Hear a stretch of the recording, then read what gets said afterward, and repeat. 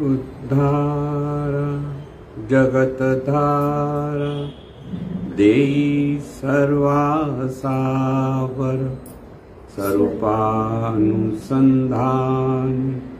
चित्तरमो निरंतर काम क्रोधादिक थारा मिळून चंतरी अखंडित वसो चित्ती तूच अनंता सर्वांतरी शरीरी ही घरी दारी कन्या पुत्रादि परिग्रही अनासक्त असो चित्त आसक्त त्वत् अनुग्रही मिळो धन मिळो मान मिळो लौकिक आगळा सोडवी हा परिमद मोह पाशांतुनी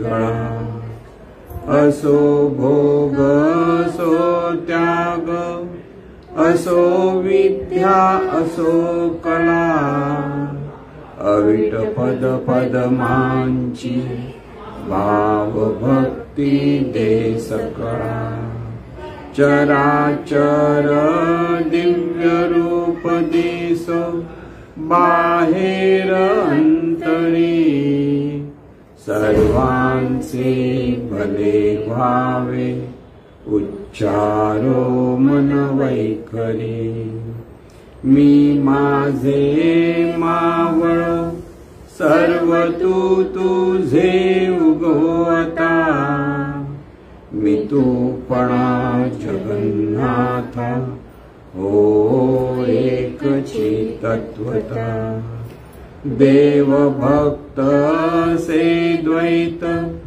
अद्वैत न खंडिता दाखवी देवानंता प्रार्थना ही तुलाता सद्गुरुनाथ महाराज की जय।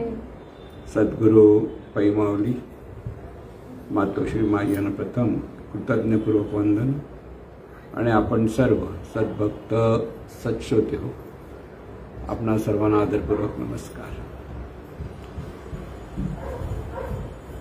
आजचा जो प्रश्न आहे तो म्हणजे साधकाने चैतन्य भावातून कसं जीवन जगावं।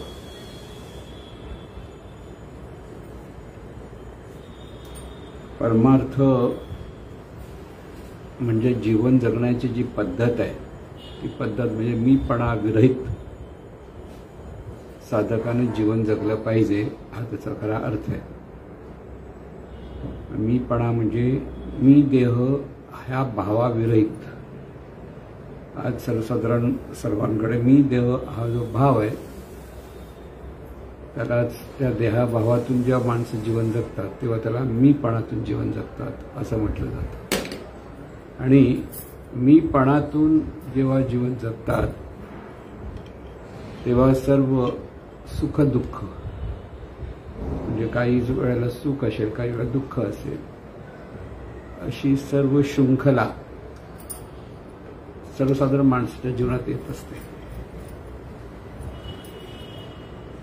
किंबहुना त्याचं बहुतांशी जीवन हे अहंकारातून असल्यामुळे त्याच्याकडे काम क्रोध लोभ मोह मद मत्सर हे सर्व विकार असतात कमी जास्त प्रमाणात। आणि हे कमी जास्त प्रमाणात असल्यामुळेच त्याचं कर्म चुकतं। कारण रागाच्या भरात बोलणं द्वेषाच्या भरात वागणं मदोन्मत्त होणं किंवा सर्वांबद्दल अनिष्ट चिंतन करणं ह्या गोष्टी ह्या देहभावातून होत असतात। कारण मी देह म्हणजे देहापुरती मी हा त्याचा अर्थ असतो। परमार्थामध्ये हा संकुचितपणा बाजूला होऊन आपण अनंत स्वरूप आहोत हा भाव म्हणजे चैतन्य भाव असा त्याचा अर्थ आहे। आता इथे महत्त्वाचा बोध आहे की इथे आपण जेव्हा देहभाव म्हटलं की देहापुरती मी आणि देहाच्या अपेक्षेत असलेल्या नाव जात धर्म पंथ या अपेक्षेत मी आणि माझं आणि मलाच हवं ह्या अंगाने सर्वसाधारण माणूस जीवन जगतो आणि हे जीवन त्याला सुख दुःख देतं किंवा बहुतांशी बऱ्याच वेळा दुःख देतं. म्हणून व्यापकतेने पाहणं, संकुचितपणा दूर करायचा आणि हे विश्वची माझे घर ऐसी मती ज्याची स्थिर किंबहुना चराचर आपणची जागा. व्यापकता म्हणजे इथे एक लक्षात ठेवायचं की चैतन्य असं जेव्हा आपण म्हणत असतो ते चैतन्य म्हणजे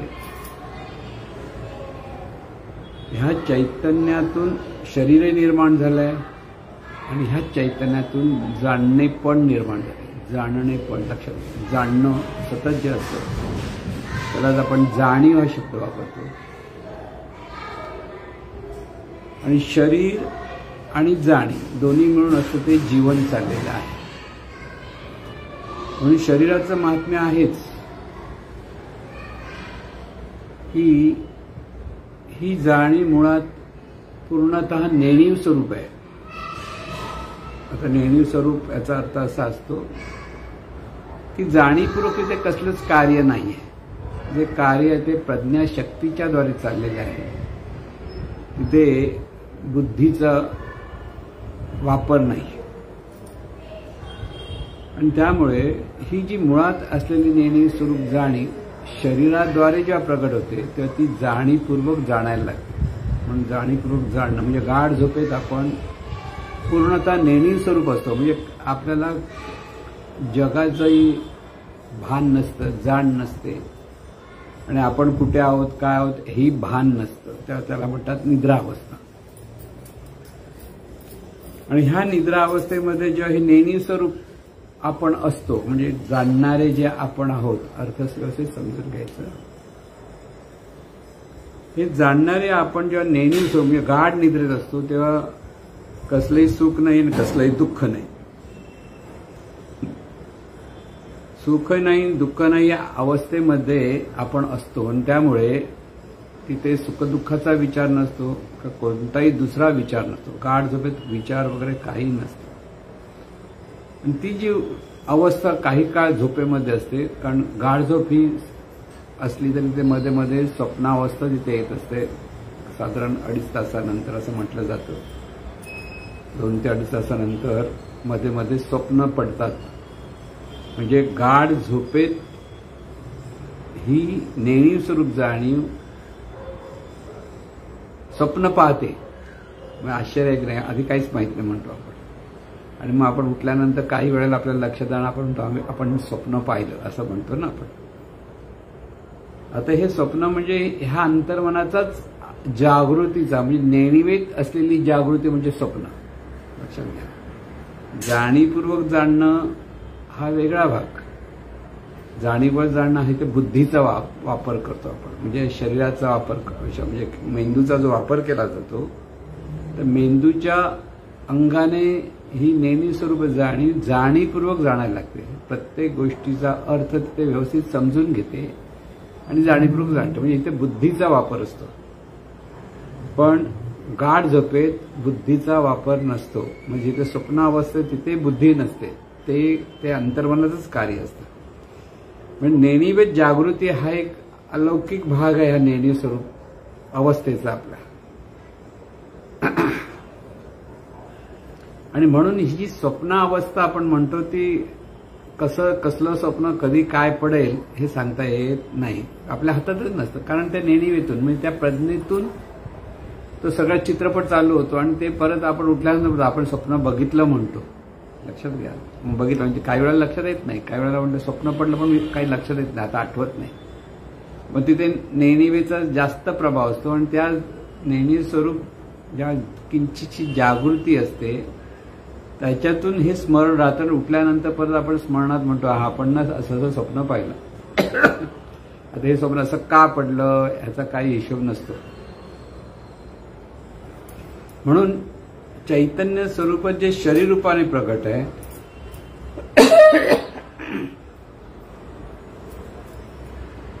चैतन्य स्वरूप जे शरीर रूपाने प्रकट आहे, तिथेच जाणणे रूपाने हे चैतन्य स्वरूपच प्रगट आहे, त्याला जाणीव म्हणतो आपण. आणि ह्या जाणीवेने आपण देह आहोत हा भाव धरलेला आहे, त्याला म्हणतात देहभाव. म्हणजे जाणीव म्हणजे आपण. परत लक्षात, हे सर्व सांगायचा उद्देश काय, खरे आपण जाणीव आहोत. शरीर हे परमनंट नाही.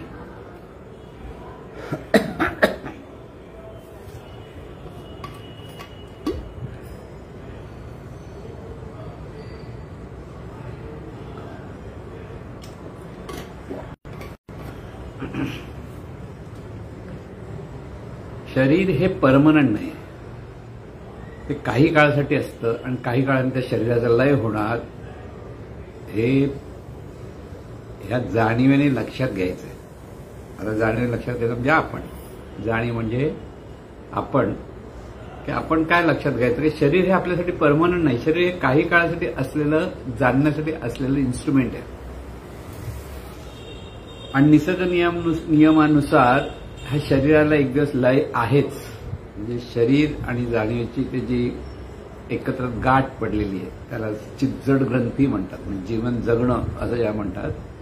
चिज्जड ग्रंथी, चित म्हणजे जाणीव, जड म्हणजे शरीर, या दोघं एकत्र आले त्याला म्हणतात चिज्जड ग्रंथी असाही शब्द वापरतात.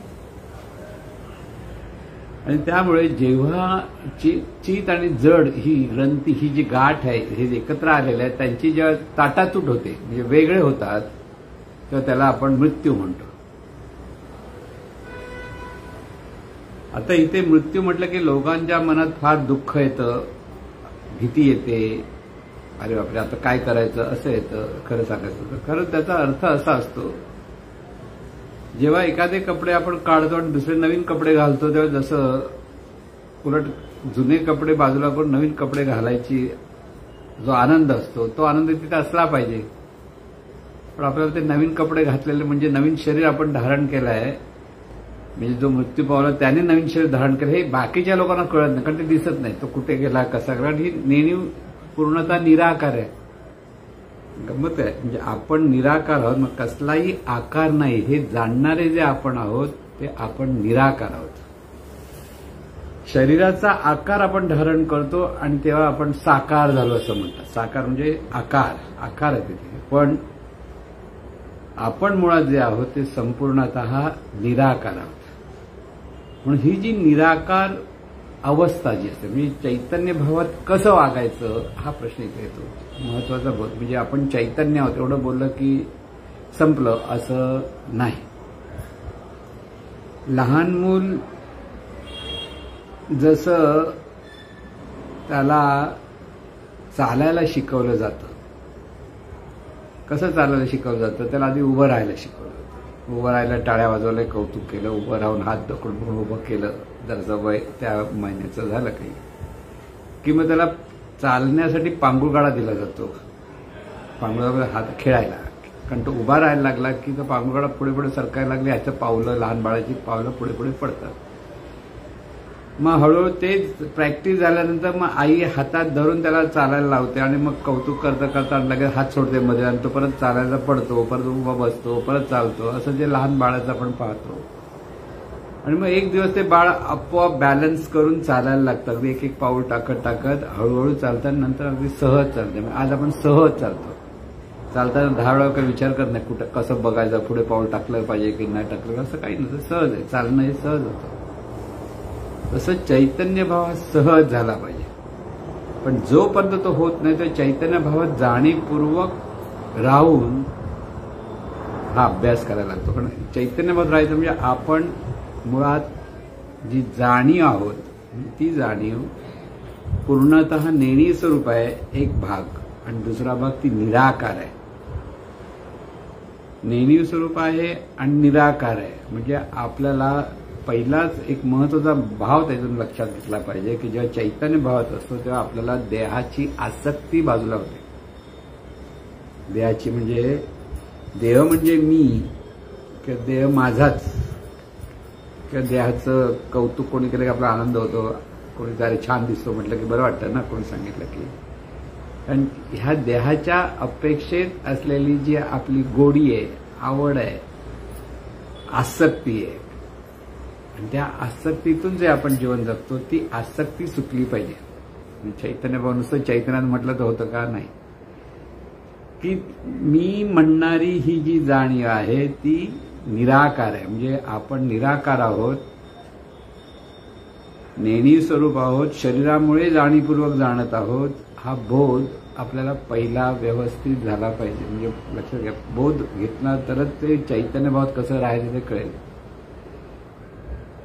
म्हणजे मी म्हणणारी ही जी जाणीव आहे ही देहातून प्रगट आहे हे स्पष्ट समजून घेतात. स्पष्ट तिथे मी देह हा भावच बाजूला गेला. देह हे यंत्र आहे. देह हे जाणीवपूर्वक जाणण्यासाठी असलेलं साधन आहे.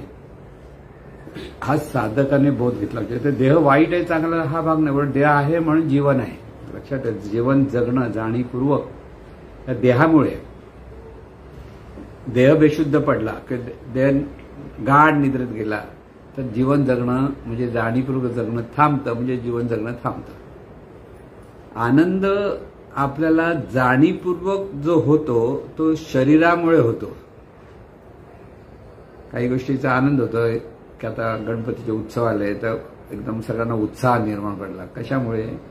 हे जाणीवपूर्वक आपल्या मनामध्ये तो आनंद आपण प्रगट करायला लागलो की गणपती आले, गणपती आले, गणपती आले करत करत आता गणपती आले म्हणजे रोजचाच दिवस आहे, पण तरी पण आता गणपती आले, सगळे त्या भावात सगळ्या गोष्टीत एकत्र तो समाजामध्ये एक उत्साहाचं वातावरण पसरतं. हा आनंद आहे. म्हणजे इथे जाणीवपूर्वक हा आनंद इथेच अनुभवता येतो, चाकता येतो. ज्यांची गणपतीवर खूप श्रद्धा आहे त्यांना अधिक त्याच्यातून आनंद होतो. हा सगळा प्रकार कसा लक्षात घेता येईल बघा. जाणीव शरीर आहे म्हणून जाणीवपूर्वक आनंद चाकता येतो.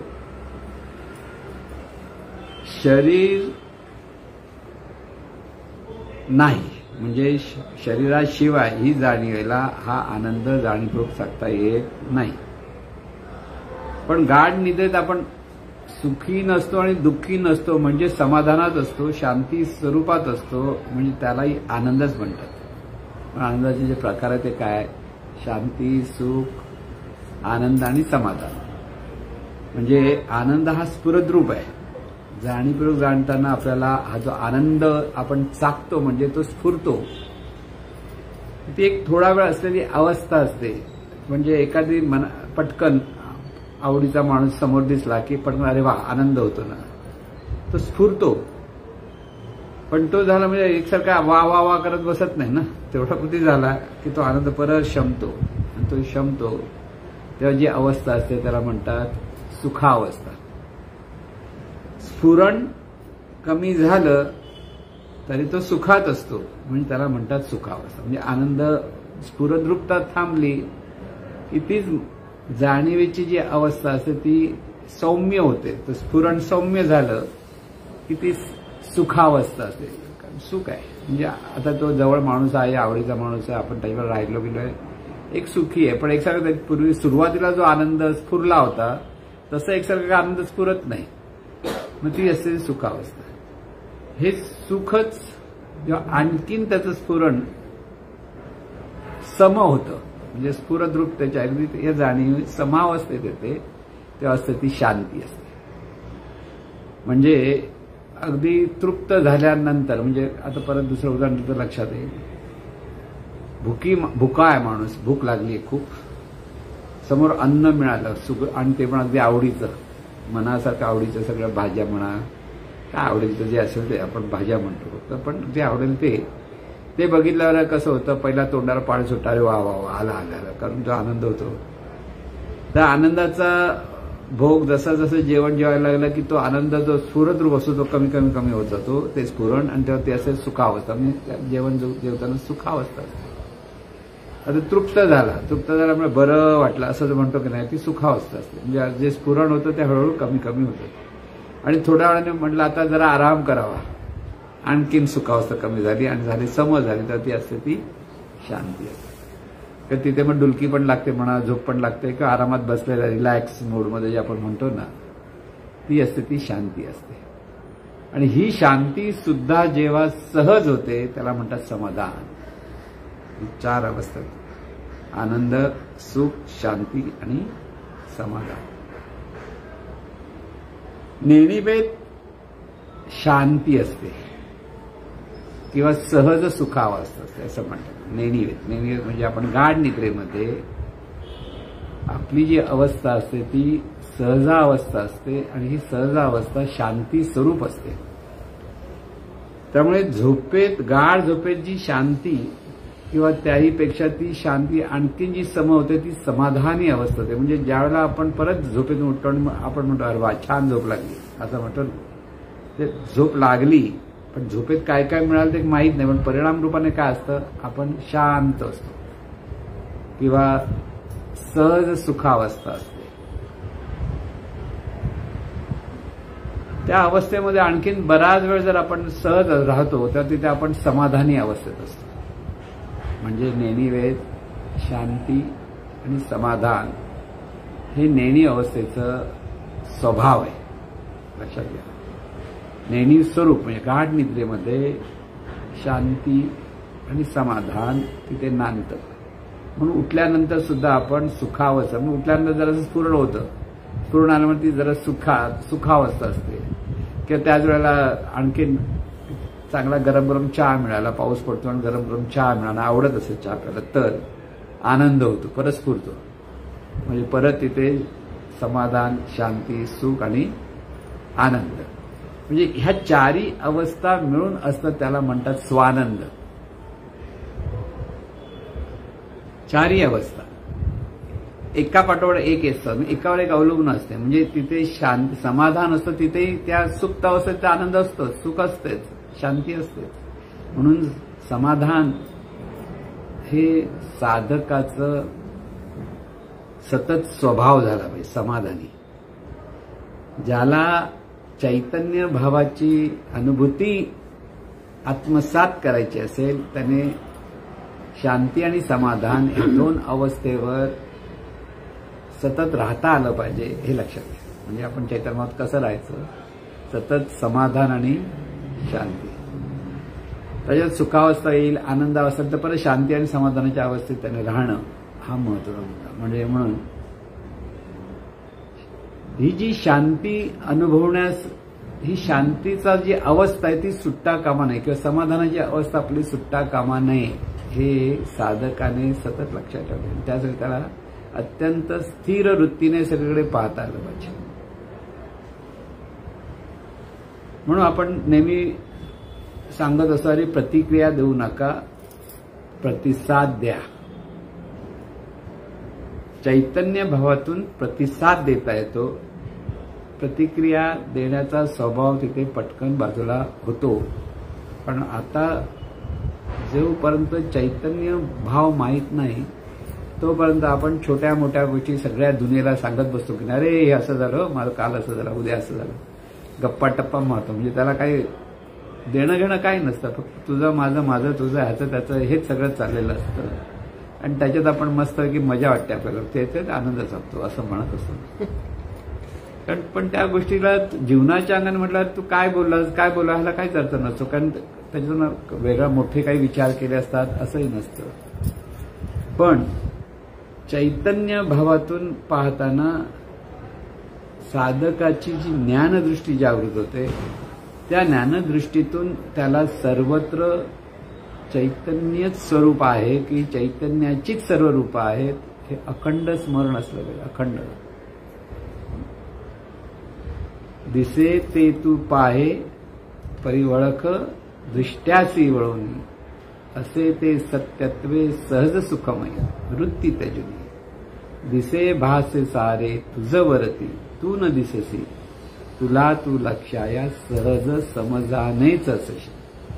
म्हणजे डोळे उघडे करून जागृतीमध्ये जेव्हा हा चैतन्य भाव होता तो सहज तुला तू लक्षाया, तुलाच तुझा जो अनुभव यायचा असेल तर सहज समजानेच असे की सहज वेळ ते समज असली पाहिजे.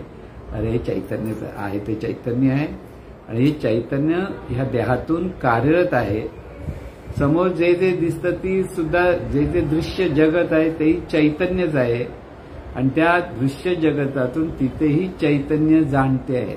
लक्षात घ्या, म्हणजे इथेही चैतन्य आहे, समोरही जे जे दिसेल ते चैतन्यच आहे. हा भाव सहज समजाण्याचा की ते आपण आहोत हे सहज समजाण्याचे म्हणून ओळखतो. दिसे भासे सारे तुझं वरती, हे सगळं चैतन्य स्वरूपावर हे दिसणार आणि भासणारं जे जग आहे, दृश्य जगत आहे, हे चैतन्यावर आधारित आहे, पण ते सतत बदलणारं आहे. हे व्यवस्थित लक्षात राहिलं पाहिजे. हे जर लक्षात राहिलं तर आपण कोणत्याही दृश्य जगतात गुंतणार नाही. म्हणजे जो साधक असतो चैतन्य भावातला तो दृश्य जगतात गुंतत नाही म्हणजे तिथे मी माझं हा भाव तिथे राहत नाही आणि तो राहता कामा नाही. कैसं वागायचं? राहत नाही म्हणजे आता जो चैतन्य भाव समजला की आपण चैतन्य भावातून ही जाणीव जीवन जगते हेपर्यंत कळलं आणि हे जेव्हा कळतं तेव्हा त्या जाणीवेने परत काय लक्षात ठेवलं पाहिजे की तू सहज समजाले की तू सहजपणे तुझ्याकडे हे सतत स्मरण असलं पाहिजे की तू चैतन्य स्वरूप आहेस आणि हे जे चैतन्य स्वरूप असल्यामुळे तिथे पाहताना मी माझं मला हा भाव असता कामा नये. आहे ते सर्व चैतन्य स्वरूपाचं आहे, हा भाव सतत असला पाहिजे. आता हा सतत भाव राहण्यासाठी मी माझं मला हे अजिबात आपल्या कृतीमध्ये येता कामा नये. हे कठीण, कारण अंतर्मनात जरी चैतन्य भाव झाला तरी जीवभाव अंतर्मनात आहेत. तो अंतर्मनामध्ये हे परिवर्तन घडवून आणायचं असतं की अंतर्मनामध्ये मी माझं मला हा जीवभाव इतका घट्ट असतो तो सुटत नाही. म्हणून साधक जसा अभ्यास करतो कधी कधी तो चैतन्य भावात राहतो तर बराच वेळा तो जीवभाव जातो. दुर्लक्ष केलं की साधक हा जीवभावातच घसरलेला त्याला लक्षात मग त्याला परत पश्चाताप, अरे असं कसं झालं.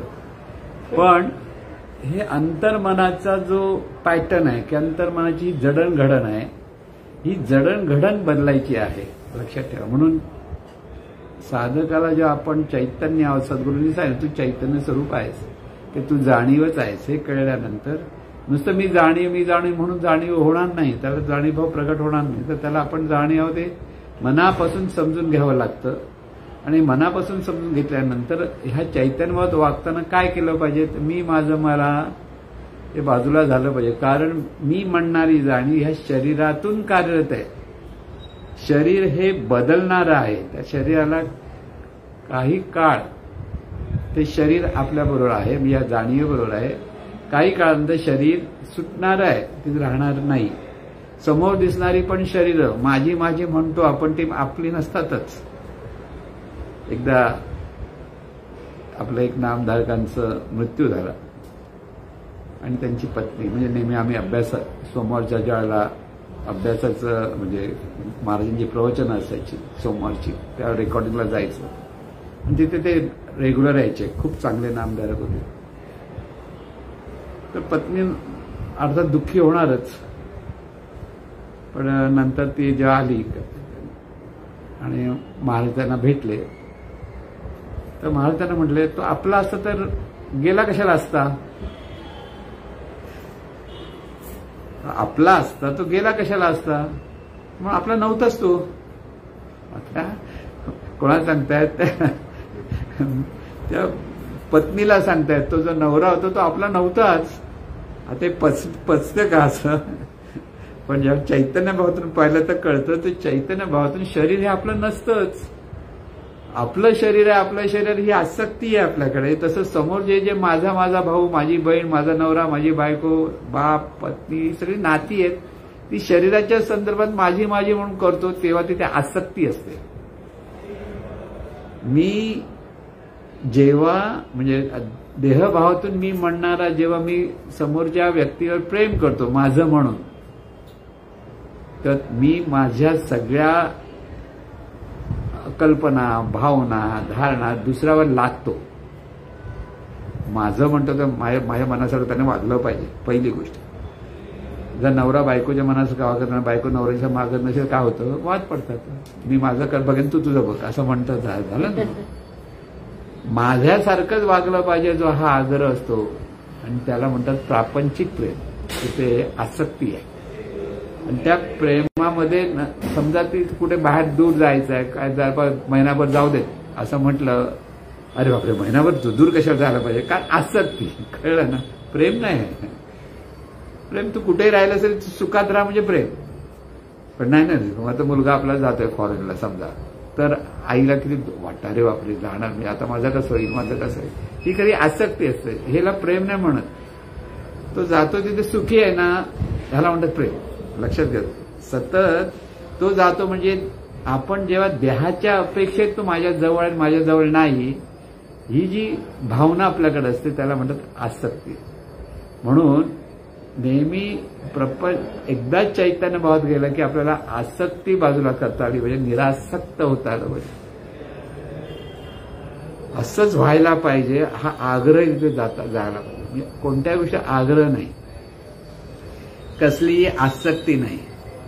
सगळी दृश्य रूप ही काही काळासाठी राहणार आणि काही काळ जाणारा, ही वस्तुस्थिती ह्या चैतन्य भावात असलेल्या जाणीवेला सतत असते. आणि त्यामुळे देहाच्या अपेक्षेत जे गुंतण आहे ते बाजूला होतं. कारण देह हा जाणार आहे, काही काळानंतर ते रूप राहणार नाही, पण त्यामागे जी जाणणारं तत्व आहे ते मात्र सतत राहतं.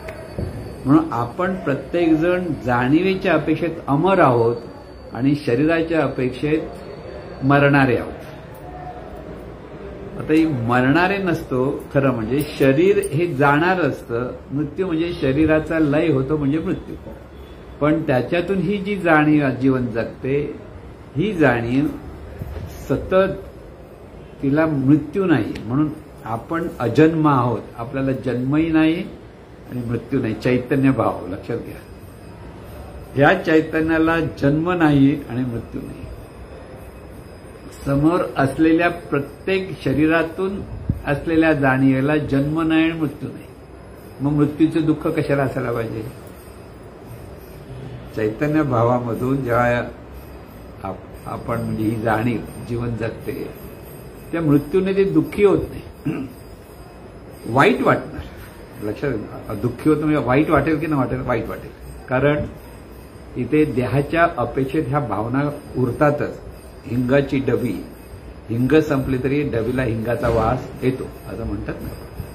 तसं वाईट वाटणं आहे, पण वाईट वाटल्यामुळे तो दुःखात कोसळून जाणार नाही. काही माणसं दुःखात एवढी कोसळून जातात की दुःखाच्या भावनेतून की माझेपणाच्या भावनेतून इतके वाहत जातो आपण की तिथे मग आपलं शहाणपण राहत नाही.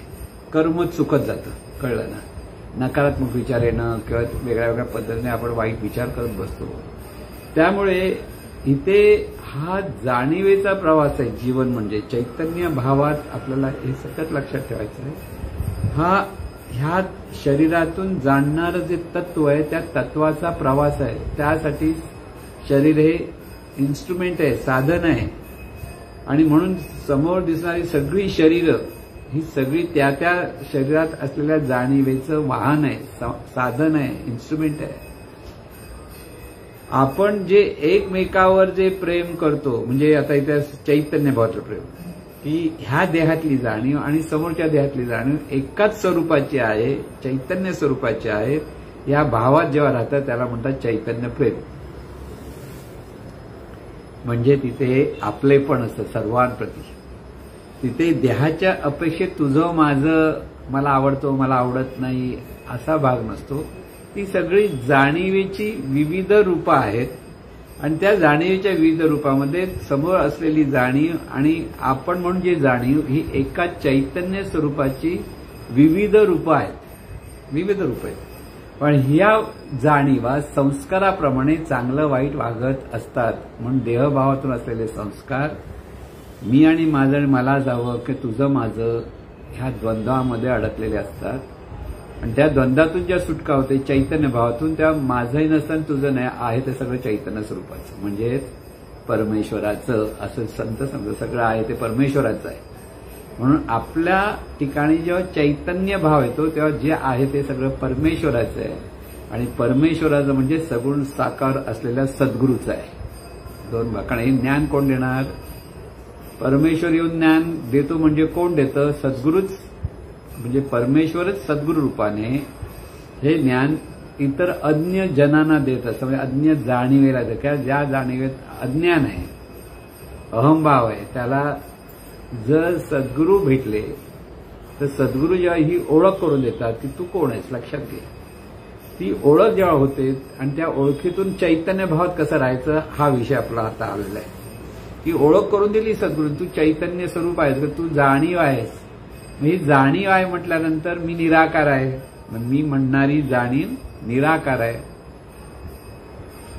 शरीराच्या द्वारे ती जीवन जगते आहे, पण तिला जन्म नाही आणि मृत्यू नाही. म्हणून मला जन्म नाही मृत्यू नाही हा भाव पक्का झाला पाहिजे. चैतन्य म्हणजे मला जन्मही न मृत्यू नाही. मग मी कोणाचा आहे? तर ही जाणीव ह्या अनंत स्वरूपाचं स्फुरण आहे. हे अनंत स्वरूपच विविध रूपाने प्रकट होऊन जाणीव रूपाने जीवन जगत आहे. आणि त्यामुळे हा प्रत्येक शरीरातून असलेला जाणीवेचा प्रवास आहे. म्हणजे ते एकच अनंत स्वरूप विविध रूपाने प्रकट होऊन, म्हणजे सूर्याची जशी अनंत किरणं की समुद्रावर उमटणाऱ्या अनंत लाटा ही सगळी समुद्रच आहेत, तसं सर्व जाणीवा म्हणजे चैतन्य स्वरूपच आहे, विविध रूपाने प्रकट. विविधता हा ह्या जाणीवेचा स्वभाव आहे प्रकट होताना. त्यामुळे चैतन्य भावातून असलेला साधक सर्वत्र ह्या एकाच चैतन्य स्वरूपाची विविध रूपं आहेत ह्या भावामध्ये पाहत असतो. आणि जरी विविधता असली तरी आपण सर्व एकच स्वरूप असल्यामुळे तिथे आपलेपणा असतो. हा जो आपलेपणा सर्वांबद्दल जो निर्माण होतो चैतन्य भावात, त्यालाच म्हटलं मी मगाशी सांगितलं चैतन्य प्रेम म्हणा की चैतन्य म्हणजेच प्रेम. चैतन्य भावात आपलेपणा जो असतो आणि त्या आपलेपणातून ज्ञानी साधक म्हणजे ज्याला चैतन्य भाव मुरलाय तो सतत आपलेपणाने पाहतो. आणि आपलेपणाने पाहताना समोरच्याला आनंदात कसा राहता येईल, तो सुखी कसा होईल ह्याची सतत जाण तिथे असते. इथे रूपाच्या अपेक्षेत असलेला जो भेदभाव आहे सर्वसाधारण माणसाकडे जीवभावात असतो, तो भेदभाव असतो.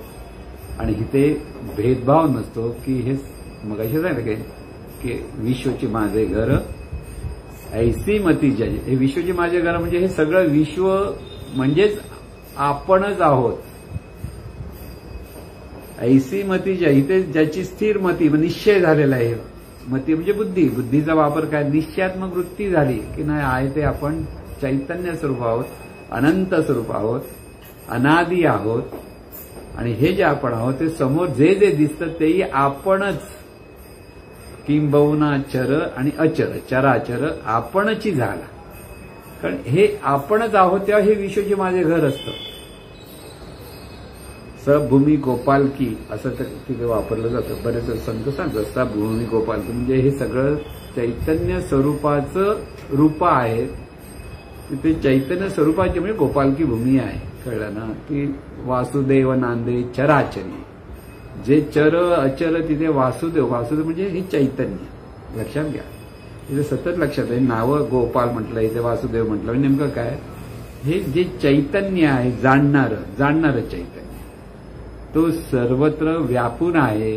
म्हणून आपल्याला सर्वत्र पाहताना आपलेपणाने पाहता आलं पाहिजे, सहज सुखात राहून पाहता आलं पाहिजे. इथे हा भेटला आणि मला दुःख झालं, तो झाला त्याला वाईट वाटतं, राग येतो.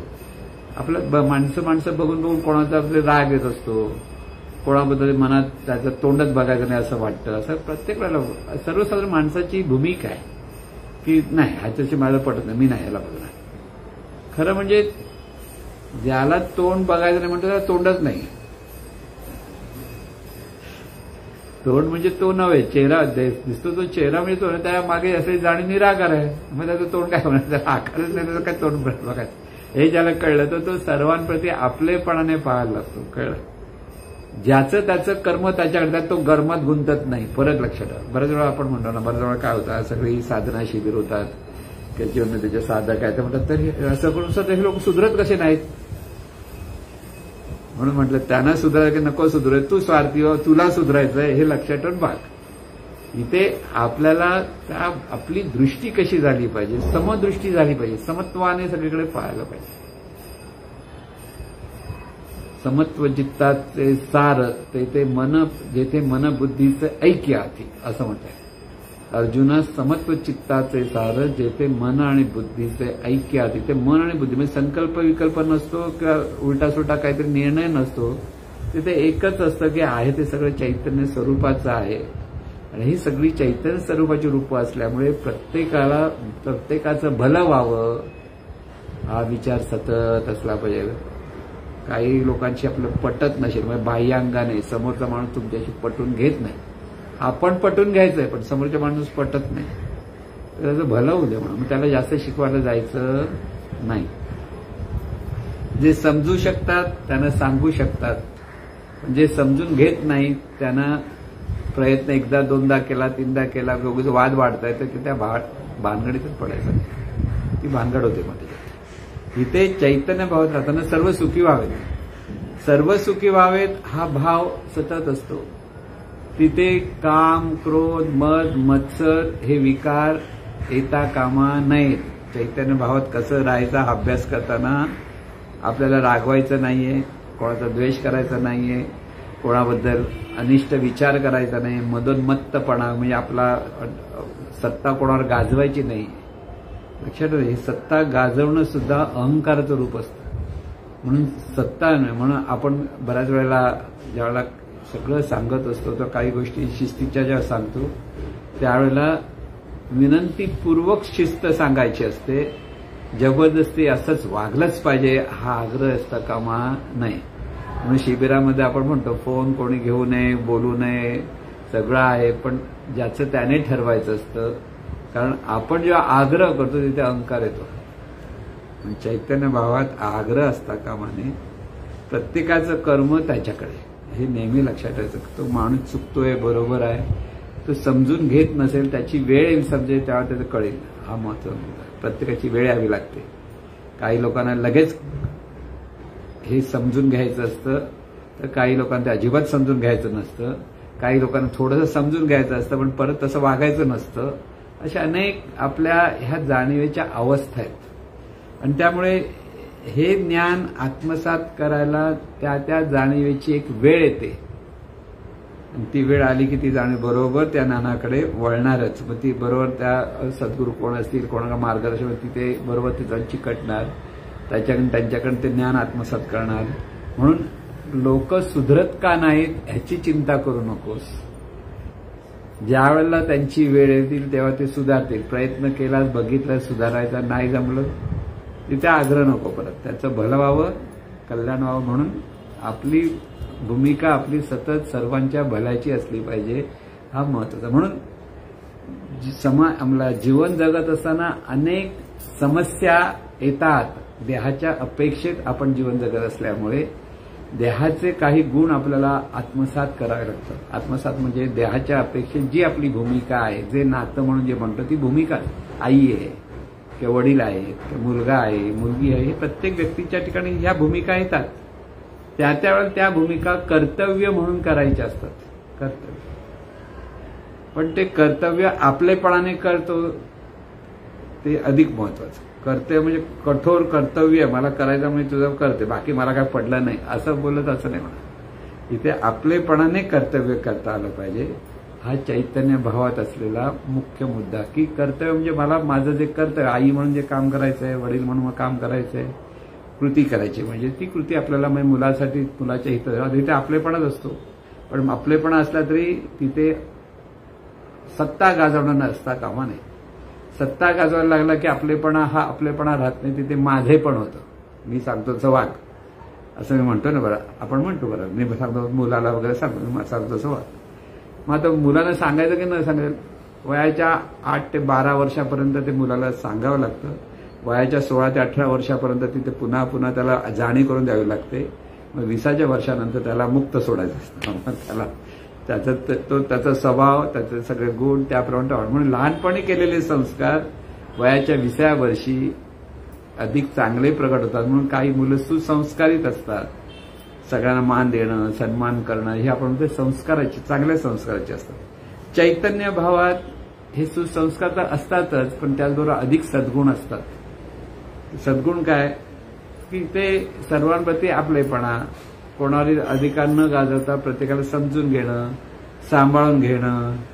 आपल्याबरोबर जी माणसं असतात ते सांभाळून घेतात की बाबा आता जिथे आपले सद्गुरू आता आहे म्हणून सगळे त्यांच्या घरात सगळे काय चैतन्य भाव होते का? नाही.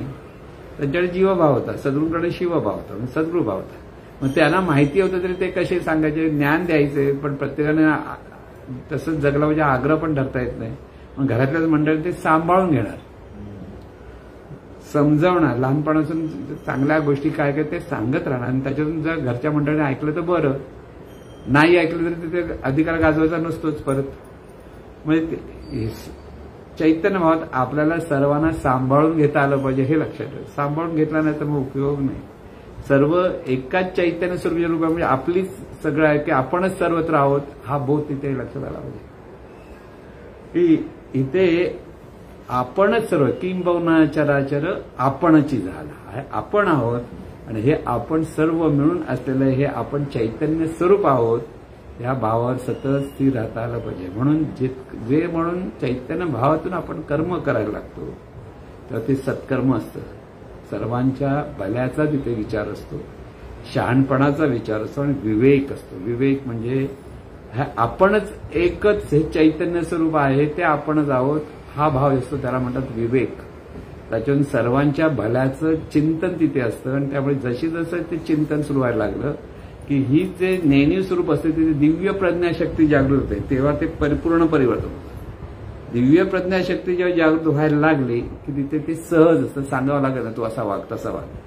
तिथे चैतन्य भावात असलेली ती जाणीव सहजपणे ते आपलेपणाने वागते, कोणावरही सत्ता गाजवत नाही, सगळं नम्र स्वभाव, कृतज्ञता, प्रेम, हे सगळं जे आपण म्हणतो सांगतो समता, सभ्यता, सामंजस्य, सहिष्णुता, नम्रता, कृतज्ञता, लवचिकता आणि ईश्वरत्व हे 9 गुण तिथे प्रामुख्याने प्रगट झाले पाहिजे.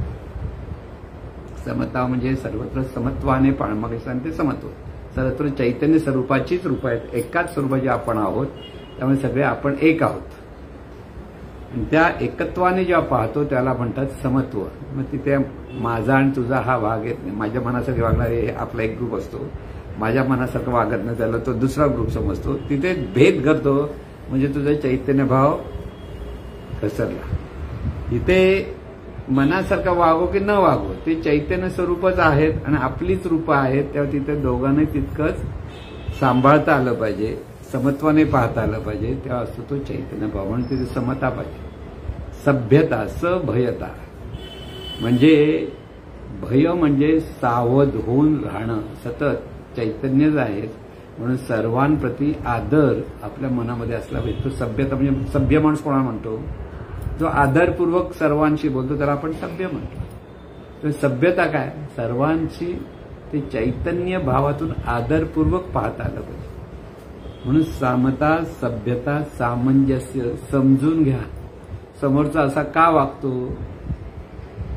काही कारणं जी असेल ती आपल्याला समजून घ्यायला लागतात. म्हणजे तो भवरोगी आहे हे समजून घ्या, विचित्र वागतोय म्हणून त्याचा द्वेष मत्सर नको, त्याला समजून घेता आलं पाहिजे. तो असा वागतोय म्हणजे त्याचं काय दुःख आहे किंवा त्याच्याकडे काय चूक आहे, त्याच्याकडे कसले भाव आहेत हे जेव्हा आपल्याला कळतं त्या चैतन्य भावातला साधक समोरच्याला समजून घेतो की त्याला त्याच्याकडे त्याचं वागणं असं असलं पाहिजे की समोरच्याला त्याच्याबद्दल आपलेपणा निर्माण व्हावा किंवा त्याला कमीत कमी त्याच्याबद्दल आपल्याबद्दल समोरच्याला द्वेष येता कामा नये ह्याच दृष्टीने त्याचं वागणं असतं. तरी लोक द्वेष करतात तो वेगळा भाग.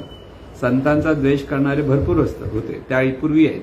ज्ञानेश्वर माऊलींना रागवणारे, त्यांनाही वेडवाकडं बोलणारे, श्रीकृष्णाला वेडवाकडं बोलणारे किंवा तुकाराम महाराजांना. मी संतांना जरी ते सर्वांशी आपलेपणाने वागत होते तरी जीवभावातली जी माणसं असतात त्यांच्यावर असूया असते, द्वेष असतो, मत्सर, त्याच्यातून ते वागतात आणि त्याच्यातून ते त्रास देत असतात.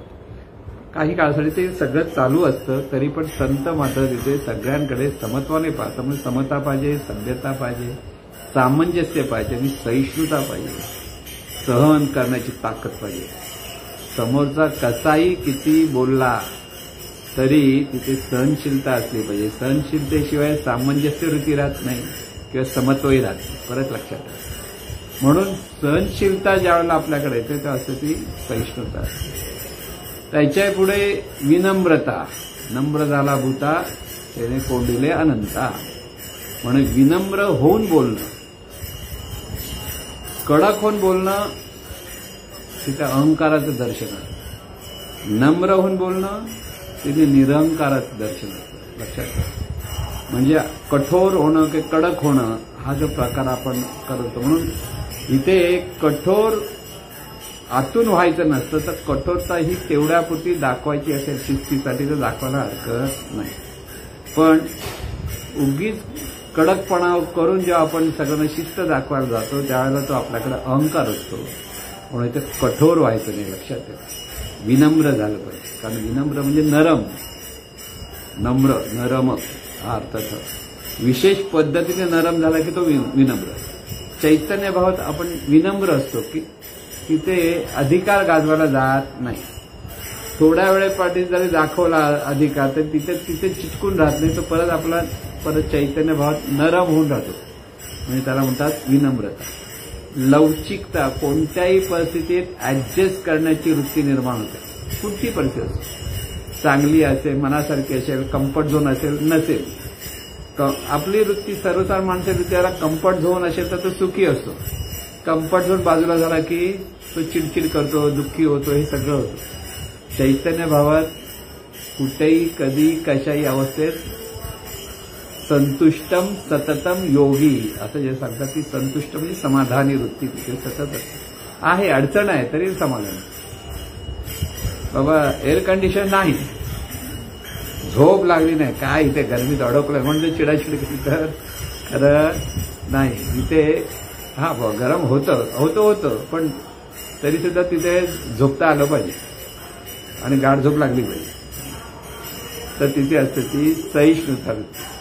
म्हणून सहनशीलता असेल, लवचिकता असेल, तडजोड. सहिष्णुपण असलं म्हणजे लवचिक. हेही त्या परिस्थितीला तडजोड करत करत पुढे जायचं. कृतज्ञ असलं पाहिजे. समोरच्या प्रत्येक रूपाबद्दल कृतज्ञ, कृतज्ञ. लक्षात घ्या. कृतज्ञ. कृत म्हणजे कर्म करणं. कर्म कसं केलं पाहिजे?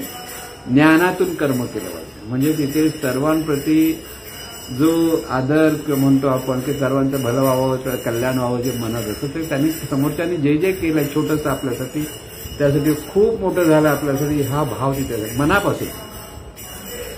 आणि त्याच्यातून कृतज्ञतेतून जेव्हा आपण पाहतो तेव्हा ती कृतज्ञता तिथे बोलण्या चालण्यातून प्रगट झाली पाहिजे. थोडंसं कोणी आपल्यासाठी केलेलं असतं, थोडं जरी असलं तरी त्या चैतन्य भावात असलेल्या साधकासाठी ते खूप मोठं असतं. म्हणजे आपले महाराज नेहमी लक्षात घ्या. थोडंसं कोणी केलं की अरे आणि एवढं कसं केलं असं अगदी जाहीर करायचे.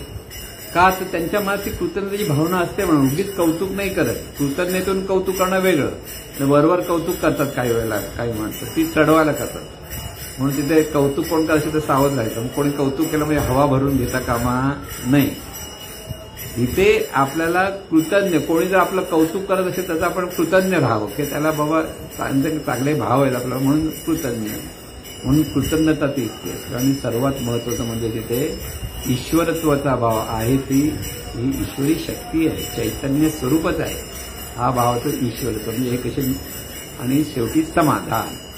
म्हणजे सगळे 9 गुण म्हणजे सतत अखंड समाधानात राहता आलं पाहिजे. लक्षात घ्या. म्हणून समता, सभ्यता, सामंजस्य, सहिष्णुता, नम्रता, लवचिकता, कृतज्ञता, ईश्वरत्व आणि समाधान असे 9 गुण. आणि 9 गुण म्हणजे आपण पूर्वी सांगितलं 9 लाखाचा हार ज्याच्या गळ्यात तो चैतन्य स्वरूपात राहायला लागतो. त्याच्या हार हा गळ्यात सद्गुणांचा हा हार असतो. म्हणून चैतन्य भावात कसं राहायचं हे सतत लक्षात की सतत समाधान. उगीच कटकट करायची नाही कोणत्याही परिस्थितीत. आहे ते स्वीकारा, सहनशील राहा, नम्र व्हा, कृतज्ञ. सगळ्यांनी असंच वागलं पाहिजे, तसंच वागलं पाहिजे हाही आग्रह धरता येत नाही. प्रयत्न करायचे, सांगायचं काम करा. पण नाही झालं तर ज्याचं त्याचं ज्याला कळेल तेव्हा कळेल. लक्षात प्रत्येकाला कळायला एक वेळ यावी लागते. ही समजून घ्या. समजायला वेळ येते. म्हणून चैतन्य भावातून सतत जो हा गुणांनी युक्त असतो तो त्याला म्हणतात साक्षात्कारी आहे. साक्षात्कार म्हणजे हे सगळ्या गोष्टी ज्याच्याकडे प्रकट झालं तर मग आपल्याला साक्षात्कार व्हावा असं जेव्हा साधकाला वाटतं हे सगळे 9 गुण आपल्याकडे आहेत का बघायचं. 9 गुणातून आपण सगळ्यांकडे कसं पाहतो, पाहणं सुधारलं पाहिजे. लक्षात घ्या, 9 गुणांनी युक्त पाहणं असलं पाहिजे की ज्याला हे पाहता आलं, सतत त्याचं पाहणं, बोलणं, चालणं ज्याच्याकडे असं असतं त्यालाच म्हणतात तो साक्षात्कारी आहे. म्हणून साक्षात्कारी ही खूण ज्याचे त्याने ओळखायची असते, इतरांनी ओळखतात ही वेगळी गोष्ट. पण नाही तर काही लोक गोंधळ असंच उगीच साक्षात्कारी आहे असं मी म्हणत असतात. पण ती व्यक्ती ह्या 9 गुणांनी युक्त आहे का, सर्वांच्या हिताचा त्याला विचार आहे का, सर्वांसाठी ती विनम्रतेने वागते का, हे लक्षात किती होतं. पण आता सर्वांचा कशा त्या बाबतीत बोलण्यापेक्षा आपल्या ठिकाणी हे गुण आहेत का नाही हे आपण पाहिलं पाहिजे. म्हणून अभ्यास जो साधकाचा करायचा आहे की चैतन्य भावात कसं राहायचं, तर ह्या सगळ्या गोष्टीचा जसा जसा आपण विचार करायला लागतो तसं तसं चैतन्य, आणखीन बऱ्याच गोष्टी आहेत पण ह्या प्राथमिक गोष्टी तरी प्रत्येकाला जमल्या पाहिजेत. साधक म्हणजे त्याने आपलं वागणं असं केलं पाहिजे. वागणं जोपर्यंत असं होत नाही तोपर्यंत आपण चैतन्य भावात अजून नाही हे स्पष्ट समजून घेतो. चैतन्य भावात इतकं हे सहज झालं पाहिजे, कारण जाणीवपूर्वक वागता वागता हे गुण आतून जसं जसं चैतन्य भाव दृढ होत जातो तर हे गुण सहज होतात. आणि जेव्हा सहज होतात तर तिथे सहजपणे ती व्यक्ती चैतन्य स्वरूप आहे हे सगळं सतत लक्षात येतं. मग असं सर्व साधकांची प्रगती व्हावी, उन्नती व्हावी ही सर्वचरणी प्रार्थना. हे ईश्वरा सर्वांना चांगली बुद्धी दे, आरोग्य दे, सर्वांना सुखात आनंदात ऐश्वर्यात ठेव, सर्वांचं भलं कर, कल्याण कर, रक्षण कर आणि तुझे गोड नाम मुखात अखंड राहू दे. सद्गुरुनाथ महाराज की जय.